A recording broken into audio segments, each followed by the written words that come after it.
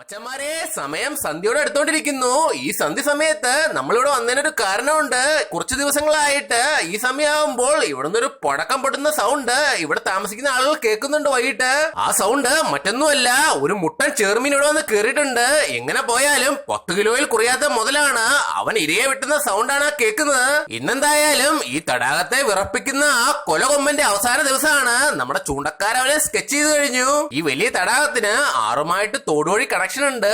ആ ആറ്റിൽ നിന്നാണ് യമണ്ട സൈസിലുള്ള കൊലകൊമ്മൻ ചെറുമീൻ ഇവിടെ വന്ന് കേറിയിരിക്കുന്നത്. സന്ധ്യ മയങ്ങുന്ന ഈ സമയമാണ് അവരുടെ പ്രധാന ഹണ്ടിങ് ടൈം. നിറയെ ആമ്പൽ ചെടികളും താമരച്ചെടികളും നിറഞ്ഞ ഈ തടാകത്തില് ഇഷ്ടം പോലെ തവളകളുണ്ട്. അതും 1/2 കിലോ വലുപ്പം വരുന്ന പച്ചത്തവളകള്. നമ്മുടെ 10 കിലോ വരുന്ന ആ കൊലകൊല്ലി ഒറ്റയാൻ ചെറുമീൻ അതിൽ നിന്നും ഒരു 3 തവളകളെങ്കിലും ഒരു ദിവസം അകത്താക്കും. പക്ഷേ ഇന്ന് വേട്ടക്കിറങ്ങുന്ന നമ്മുടെ മല്ലന് ഒന്നാന്തരം ഒരു റബ്ബർ തവളയാണ് ഗിഫ്റ്റായിട്ട് കിട്ടാനായിട്ട് പോകുന്നതെന്ന് ആ കൊമ്പൻ അറിയില്ല.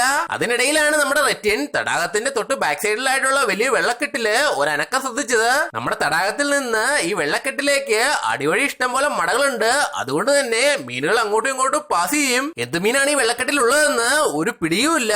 എന്തായാലും വാഹയ്ക്കും ചെറുമീനും വരാലിനും ഒരുപോലെ തന്നെ റിസൾട്ട് ഉള്ള സ്പിന്നറുള്ള ചെറിയ ഫ്രോഗാണ് റെറ്റിൻ ഇപ്പൊ കാസ്റ്റിംഗിനായിട്ട് ഉപയോഗിച്ചുകൊണ്ടിരിക്കുന്നത്. വെള്ളത്തിലൂടെ റിട്രീവ് ചെയ്ത സമയത്ത് നല്ലൊരു വൈബ്രേഷനും ചലനവും ഈ ചെറിയ സ്പിന്നറുള്ള ഫ്രോഗുകള് വെള്ളത്തിൽ ഉണ്ടാക്കുന്നുണ്ട്. നല്ല ദൂരത്ത് നിൽക്കുകയാണെങ്കിൽ പോലും മീനുകൾക്ക് അത് കറക്റ്റ് ആയിട്ട് തന്നെ സെൻസ് ചെയ്യാനായിട്ട് കഴിയും. ഏത് സമയത്ത് വേണമെങ്കിലും റെറ്റിന്റെ ചൂണ്ടയില് ഈ വെള്ളക്കെട്ടിൽ നിന്ന് അടി കിട്ടാം. ഇപ്പൊ റെറ്റിന് ഒരു ഫോളോ കിട്ടിയിരുന്നു. ഫോളോ ചെയ്ത് വന്നത് ഒരു വരാലാണ്. അടുത്ത എയറില് അവൻ കയറി അടിക്കുന്നുള്ള നമ്മുടെ റെറ്റിന്റെ കണക്കൂട്ടല് ഒരു തരിമ്പ് പോലും തെറ്റിയില്ല. ഇത് റെറ്റിന് ഉപയോഗിച്ച സ്പിന്നറുള്ള പച്ച ഫ്രോഗിന്റെ മാജിക് കൂടിയാണ്. ഇത് കണ്ടിട്ടുണ്ടെങ്കിൽ വെറുതെ ഇരിക്കാൻ ഒരു വരാലും കഴിയില്ല.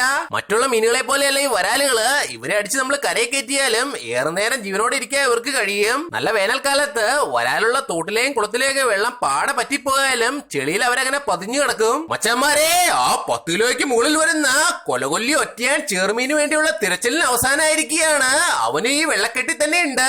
വെള്ളം വാലുകൊണ്ട് അടിച്ച് തെറിപ്പിച്ചാണ് അവനിപ്പോ ഏറെടുത്ത് പോയത്. വെള്ളത്തിലേക്ക് ഒരു ആറ്റം ബോംബ് ഇടും പോലെ ഉണ്ടായിരുന്നു. എന്തായാലും റെറ്റിനും മനുഷ്യനും അവനെ വളഞ്ഞു കഴിഞ്ഞു. ആ 10 കിലോയ്ക്ക് മുകളിൽ വരുന്ന കൊലകൊല്ലി ഒറ്റയാൻ ചെറുമീനെ ചൂണ്ടയിൽ അടിച്ചു കയറ്റാനായിട്ട് കഴിഞ്ഞിട്ടുണ്ടെങ്കിൽ അത് ചരിത്രമാവും. അത് നമ്മുടെ ചൂണ്ടക്കാർക്കും വ്യക്തമായിട്ട് തന്നെ അറിയാം. ഈ ചതുപ്പിന് ചുറ്റും മുട്ടപ്പം ചെളിയാണ്. അതുകൊണ്ട് തന്നെ നമ്മുടെ ചൂണ്ടക്കാർക്ക് അധികം അങ്ങോട്ട് ഇറങ്ങിച്ചെന്ന് ടാർഗറ്റ് ചെയ്യാനായിട്ട് പറ്റില്ല. അത്രയും വലിയ ചെറുമീനാവുമ്പോൾ ഉറപ്പായിട്ടും അവൻ ടെറിട്ടോറിയൽ ഫിഷ് ആണ്. തന്റെ ടെറിട്ടറിയിലേക്ക് അതിക്രമിച്ചു കയറുന്ന ഒരു ജീവിയെ പോലും അവൻ വെറുതെ വിടത്തില്ല. തന്റെ മുകളിലൂടെയുള്ള ഈ തവളകളുടെ ചാട്ടം അധിക സമയമൊന്നും നോക്കി നിൽക്കാൻ അവന് കഴിയില്ല. ഉറപ്പായിട്ട് ഇപ്പൊ തന്നെ അവൻ ചാർജ് ആയി അതിനെ കയറി സ്ട്രൈക്ക് ചെയ്യും. മച്ചന്മാരെ, അതിനിടയിലാണ് ആ മാരക ട്വിസ്റ്റ് സംഭവിക്കുന്നത്. വെള്ളക്കെട്ടില് ആ കൊലകൊല്ലി ഒറ്റയാൻ ചെറുമീൻ മാത്രമല്ല ഉണ്ടായിരുന്നത്, മറ്റൊരു ചെറിയ ചെറുമീനും കൂടെ ഉണ്ടായിരുന്നു. അവനാണ് മനുഷ്യന്റെ ഫ്രോഗിനെ കയറി വെട്ടിയിരിക്കുന്നത്.